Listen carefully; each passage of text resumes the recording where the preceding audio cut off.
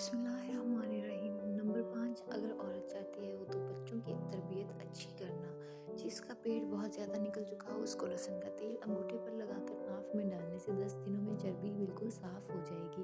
کھانا کھانے سے قبل گڑ کھانے سے آپ ہمیشہ جوان رہو گے۔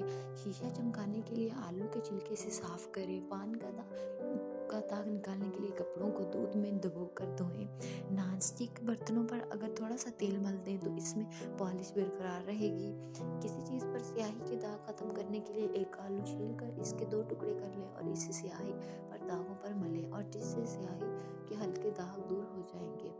جن لوگوں کے منہ میں اکثر چھالے ہو جاتے ہیں وہ کھانے کے بعد تھوڑی سی سونف منہ میں ڈال لیا کریں۔ دہی اگر بہت کھٹی ہو گئی ہو تو اسے ضائع کرنے کی بجائے اس میں چاندی کے زیور بھگو دیں اور تھوڑی دیر بعد دھو لیں، زیور بالکل چمک اٹھیں گے۔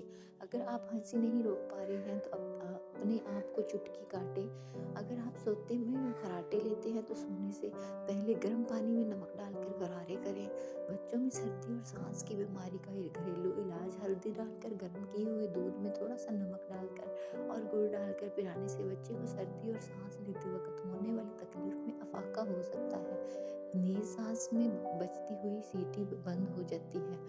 گیس ختم، رنگ سرخ اور آنکھوں کے حلقوں سے نجات۔ کلونجی، دیسی اجوائن، نمک سیاہ ہم وزن لے کر باریک کر کے مکس کر لیں اور کھانے کے 1 گھنٹہ بعد آدھی چمچ ہمراہ پانی استعمال کریں۔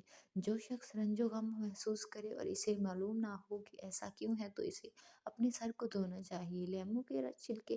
ویڈیو کو لائک کیجیے گا، چینل کو سبسکرائب کیجیے۔ اللہ حافظ۔